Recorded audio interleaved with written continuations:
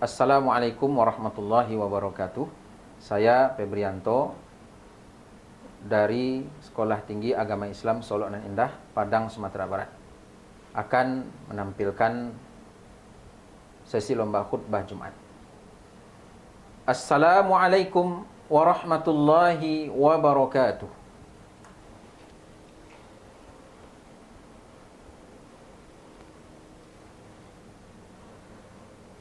Alhamdulillah alladzi arsala rasulahu bil huda wa dinil haqq liyudhhirahu 'alad dini kullihi wa kafa billahi syahida. Asyhadu an la ilaha illallah wahdahu la syarikalah wa asyhadu anna Muhammadan abduhu wa rasuluh la nabiyya ba'dah, amma ba'd. Qala Allah Ta'ala fil Qur'anil Karim, ya ayyuhalladzina amanu taqullaha haqqa tuqatih wa la tamutunna illa wa antum muslimun. Thumma qala Allah Ta'ala, ya ayyuhalladzina amanu taqullaha wal tanzur nafsum ma qaddamat lighad wattaqullaha innallaha khabirum bima ta'malun. Thumma amma ba'du fa ya ibadallah, inni usikum wa iyaya bittaqwallah faqad fazal muttaqun. Hadirin jemaah Jumat yang dimuliakan, pada kesempatan ini tiada kata yang pantas untuk kita sanjungkan kecuali rasa puji dan syukur kita kepada Allah Subhanahu wa taala, di mana berkat nikmat dan karunia-Nya jualah kita berkesempatan hadir di siang hari yang barokah ini untuk menunaikan salah satu dari sekian banyak perintah Allah Subhanahu wa taala atas kita, yakninya ibadah Jumat yang sedang kita laksanakan ini. Semoga pelaksanaan ibadah Jumat ini menjadi bekal terbaik kita di antara sekian banyak bekal yang sudah kita laksanakan untuk menyongsong kehidupan akhirat kelak, dan menjadi amal terbaik yang mengantarkan kita semua ke dalam surga. Kemudian salawat dan salam tak lupa pula kita sampaikan kepada Nabi kita yang mulia, Nabi Muhammad sallallahu alaihi wasallam. Allahumma salli ala sayyidina Muhammad wa ala alihi wa ashabihi ajma'in.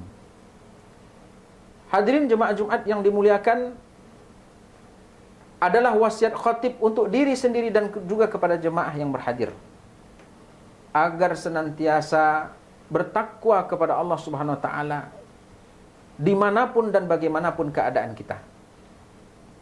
Karena sejatinya kita adalah hamba yang akan terus beramal selagi kita hidup di dunia dan meraih titel muttaqin, yaitu orang-orang yang bertakwa.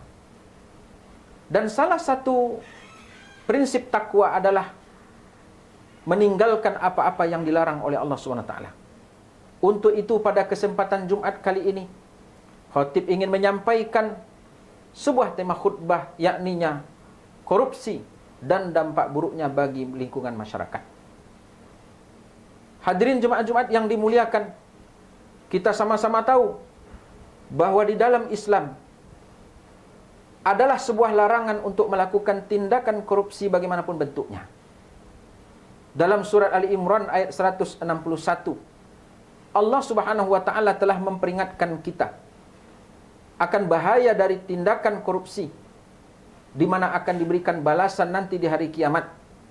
Sebagaimana yang Allah katakan, "Wa ma kana linabiyyin ayyaghul wa may yaghlul ya'ti bima ghalla yaumal qiyamah. Tsumma tuwaffa kullu nafsin ma kasabat wa hum la yuzlamun." Tidak mungkin seorang nabi berkhianat dalam urusan harta rampasan perang. Barang siapa yang berkhianat dalam urusan rampasan perang itu, maka pada hari kiamat dia akan datang membawa apa yang dikhianatkannya itu. Kemudian tiap-tiap jiwa akan diberi pembalasan sesuai dengan apa yang dia kerjakan. Sedangkan mereka tidak akan dizolimi sedikit pun. Korupsi merupakan tindakan kriminal, bahkan masuk dalam tindak kejahatan yang sangat luar biasa, berdampak buruk dalam segala lini kehidupan masyarakat. Tidak hanya itu, akan merusak tatanan politik yang sudah baik, tatanan sosial yang sudah luar biasa. Tetapi alangkah ruginya kalau seandainya tindakan korupsi ini dibiarkan merajalela tanpa segera mendapatkan solusi konkret atau nyata dalam kehidupan kita sebagai umat manusia. Hadirin jemaah Jumat yang dimuliakan Allah Tabaraka wa Ta'ala, kalau kita bercermin kepada apa yang dikatakan oleh Nabi sallallahu alaihi wasallam, kalla walladzi nafsi biyadihi inna syamlata allati akhadhaha yaumal khaybar minal maghanim lam tusibha al maqasim la tasta'illu alaihi naran falamma sami'u dzalik jaa rajulun bisyirakin aw bisyirakaini ila Rasulillah sallallahu alaihi wasallam faqala Rasulullah sallallahu alaihi wasallam syiraka min narin aw qala syirakani min nar.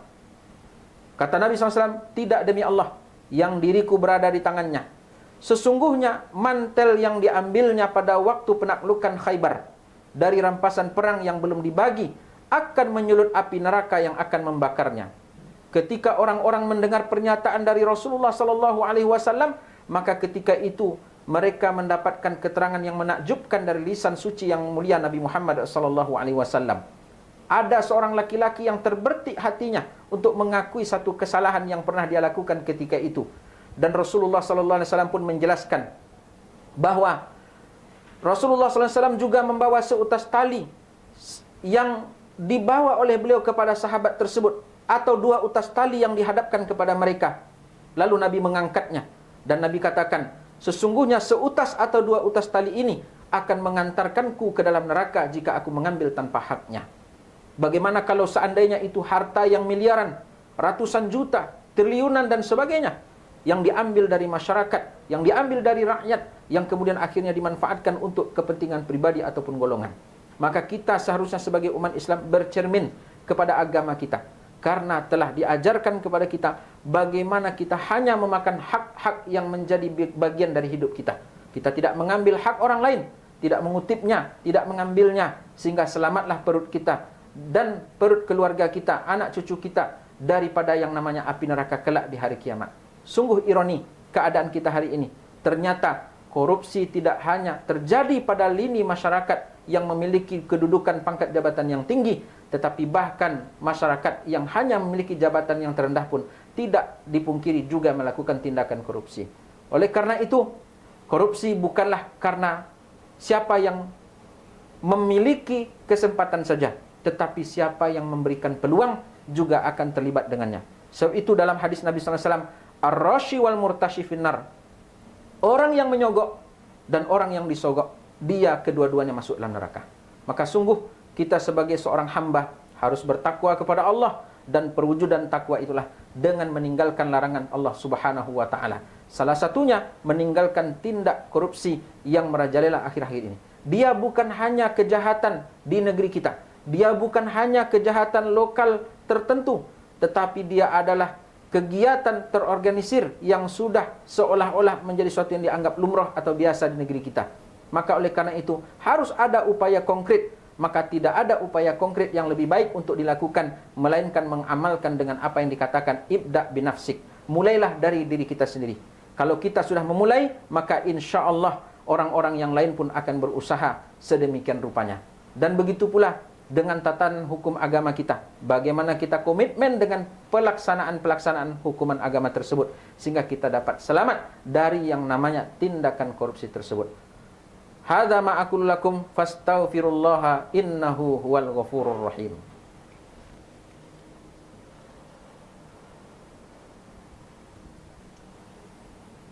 Alhamdulillah hamdan katsiran thayyiban mubarakan fih kama yuhibbu rabbuna wa yarda.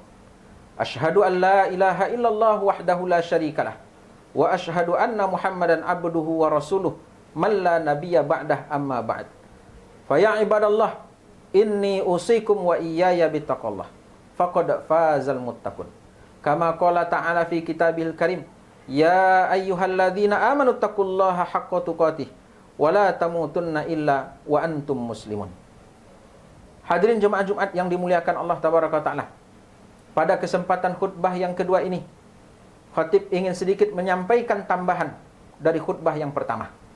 bahwa Allah Subhanahu wa taala, Sang Pencipta kita, telah mengingatkan di dalam Al-Quran, tepatnya di surah Al-Isra ayat yang ke-16, bahwa kerusakan alam salah satu pemicunya adalah ulah tangan manusia. Wa idza aradna an nuhlika qaryah amarna mutrafiha fafasaku fiha fahaqqa 'alaihal qaul fadammarnaha tadmira. Dan jika kami hendak membinasakan satu negeri, maka kami perintahkan kepada orang-orang yang hidup mewah di negeri itu supaya mereka mentaati Allah, tetapi mereka justru melakukan kedurhakaan dalam negeri tersebut. Kemudian sudah sepantasnya berlaku terhadapnya perkataan atau ketentuan kami, kata Allah. Kemudian kami hancurkan negeri itu dengan sehancur-hancurnya. Jadi, tindakan korupsi rata-rata dilakukan oleh orang-orang yang memang sudah tidak lagi melihat kepada ketentuan agama mereka, tidak lagi mengikuti hati nurani mereka, sudah tidak lagi mau menundukkan pandangan mereka dari kemewahan-kemewahan dan gemerlap dunia, tipu daya dunia.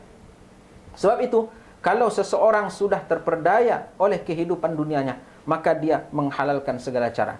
Sungguhnya tidak ada yang lebih beruntung dan tidak ada orang yang lebih selamat kecuali mereka yang mengamalkan firman Allah tadi, di mana Allah mengatakan, kalau kami hendak membinasakan satu negeri, maka kami perintahkan orang-orang yang hidup dalam kemewahan.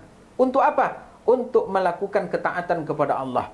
Tadinya mereka tidak berbuat taat, mereka berbuat jahat, mereka berbuat buruk terhadap sesama mereka. Tetapi kalau Allah mau, Allah bisa merubah keadaan mereka. Namun Allah ingin menjadikan sebahagian mereka menjadi fitnah atas sebagian lain. Ketamakan mereka Allah tampakkan, bukan semata-mata muncul begitu saja, tapi juga disebabkan karena ulah orang-orang yang ada di sekitar mereka. Zaharal fasadu fil barri wal bahri bima kasabat aydin nas liyudhiqahum ba'dalladzi amilu la'allahum yarji'un. Allah juga berfirman dalam Al-Quran, telah nyata kerusakan di daratan dan lautan. Karena apa? Bima kasabat aydin nas, ulah tangan manusia itu sendiri. Dan salah satu ulah manusia yang paling berbahaya di masa sekarang adalah bagaimana mereka melakukan tindakan korupsi dengan mengambil hak orang lain.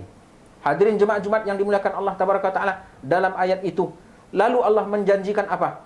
Kami pun akan memberikan kepada mereka bagaimana rasanya mendapatkan siksa karena dosa mereka.